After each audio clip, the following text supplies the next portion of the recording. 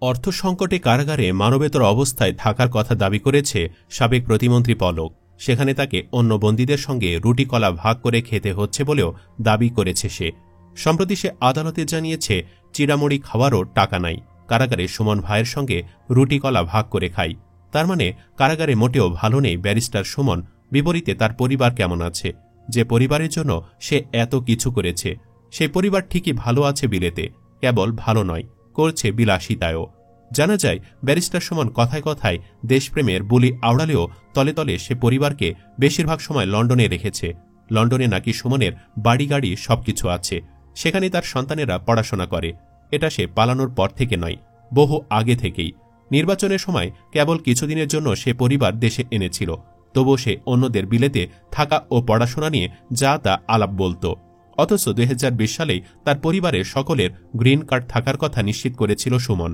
এক সাক্ষাৎকারে বলেছিল, আমার পরিবারের সবারই আমেরিকান গ্রিন কার্ড রয়েছে, আমি এবার গ্রিন সমর্পণ করব। আমি মনে করি বাংলাদেশে নিরাপদ নয় আমার স্ত্রী ও 2 সন্তান, তাই আমার মা এবং আমার পরিবারকে নিউ ইয়র্কে রেখে যাওয়ার সিদ্ধান্ত নিয়েছি। বিপরীতে গত জাতীয় নির্বাচনের সময় সুমনের বউ ব্যারিস্টার শাম্মী নিজেকে গণমানুষের ভাবি বলে পরিচয় করিয়ে দেন। সে সময় তিনি সুমনের নির্বাচন প্রসঙ্গে বলেছিলেন, আমি আগে থেকে জানতাম সে ইলেকশন করবে, এমপি হবার ইচ্ছা তার আগে থেকে ছিল। আমার মতে ব্যারিস্টার সুমনের মতো লোকদেরই সংসদে যাওয়া উচিত, রাজনীতি করলে ঝুঁকি থাকবে। এ বিষয়টি তখনই তাকে স্মরণ করিয়ে দিয়েছিলেন সাংবাদিকরা। রাজনৈতিক ঝুঁকি প্রসঙ্গে স্বামী বলেছিলেন, জীবন ঝুঁকি নেই, রাজনীতি করতে হয়।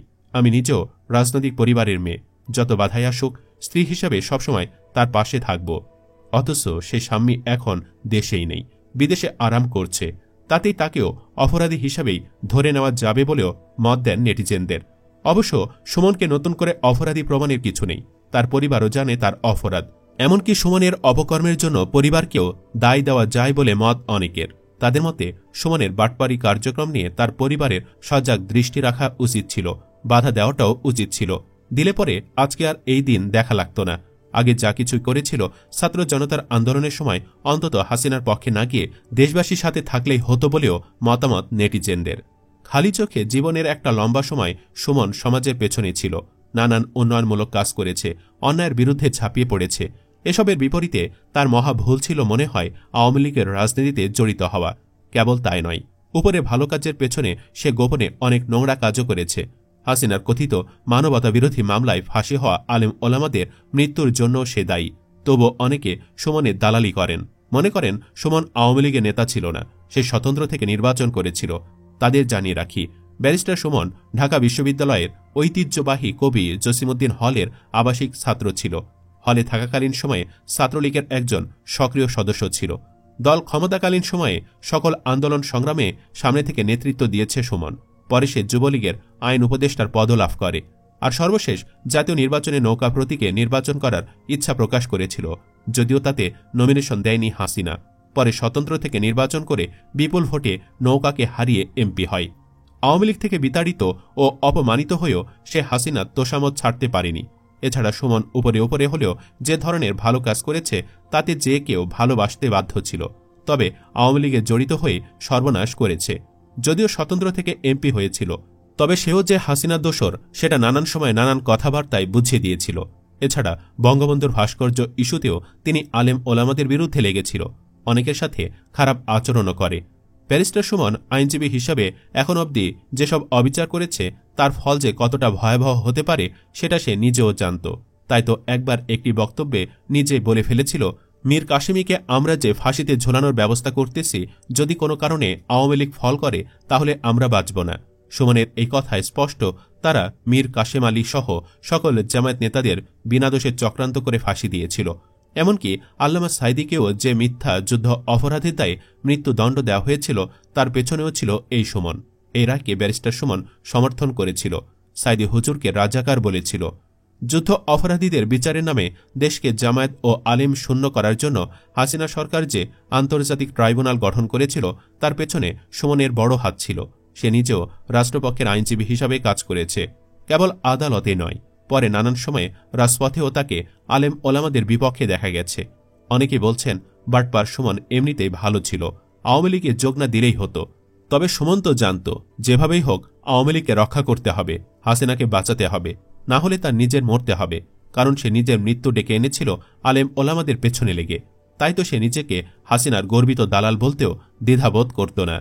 আমি বিশ্বাস করি আমি জননেত্রী শেখ হাসিনাকে শেষ পর্যন্ত আমি চেষ্টা করব তার সাথে থাকার। সুমন এলাকার মানুষের সঙ্গে প্রতারণা করে এমপি হয়েছে।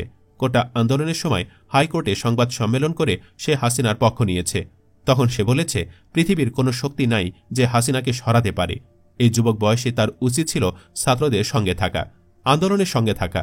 অনেক ব্যারিস্টারই ছাত্রদের সঙ্গে ছিল, কিন্তু সে আরেকটি মেয়ে নিয়ে কোটা বিরোধী বক্তব্য দেয়। মূলত আওয়ামী লীগ গত 16 বছরে তার দলীয় কর্মী, সশস্ত্র বাহিনী থেকে শুরু করে আমলা, পুলিশ, সরকারি বেসরকারি প্রশাসনের সকল স্তরে একটি ন্যারেটিভ প্রতিষ্ঠা করে ফেলেছিল যে আওয়ামী লীগ প্রায় অমর।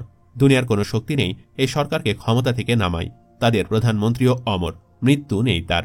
চোখের পলকে যে স্বপ্ন তারা দেখত সেটি ছিল 2041 সাল পর্যন্ত টানা প্রথম পর্বের ক্ষমতা। এরপর হয়তো আসত 2070 সাল পর্যন্ত। এই ন্যারেটিভের লোভ সামলাতে পারেননি সুমনের মতো অনেকেই। গা ভাসিয়ে দিয়েছিলেন তারা। ভেবেছিল সামান্য একটু দলদাস হতে পারলেই দীর্ঘ বহু বছর ক্ষমতা, প্রতিপত্তি, অর্থ তথা কথিত মান মর্যাদা নিয়ে আরামায়েশে জীবন কাটিয়ে দেওয়া যাবে। দম্ভ আর অহংকারের এই ন্যারেটিভের মাধ্যমে সৃষ্ট জুলুমের পাল্লা এত ভারী হয়ে গিয়েছিল যে চোখের পলকে হুড়মুড় করে ভেঙে পড়ল সব। অধরা থেকে গেল অমর হবার বাসনা। অথচ জীবনের প্রয়োজনে সুমন লন্ডনে কুলির কাজও করেছিলেন। লন্ডনে বার অ্যাট ল সম্পন্ন করার পর অনেকে সুমনকে সেখানেই থেকে যেতে বলেন, কিন্তু দেশের জন্য এক অভাবনীয় অনুভূতির টানে তিনি ফিরে আসেন। তার মনে হচ্ছিল বাংলাদেশের সঙ্গে তার যে প্রেম হয়েছিল সেটি কেন যেন হচ্ছে না ব্রিটেনের সঙ্গে। হয়তো এমন আরও অনেকেরই হয় না। সুমনের মনে হতো লন্ডনে অনেক ব্যারিস্টার আছেন সেখানে কাজ করার জন্য, কিন্তু তার মাতৃভূমিতে যদি আরেকজন ব্যারিস্টার ফিরে ন্যূনতম হলেও কিছু করতে পারেন তাতে দেশ উপকৃত হবে। বার অ্যাট ল করা পর্যন্ত তিনি দেশ জাতি সমাজ থেকে নিয়েছেন। এরপর বিশেষ করে 40 বছরের পর দেশ জাতিকে তার দেওয়ার পালা। সে দৃষ্টিভঙ্গি তিনি ছড়িয়ে দিতে চান। সে সুমনও হাসিনার দলে যোগ দিয়ে নষ্ট হয়ে গেলেন।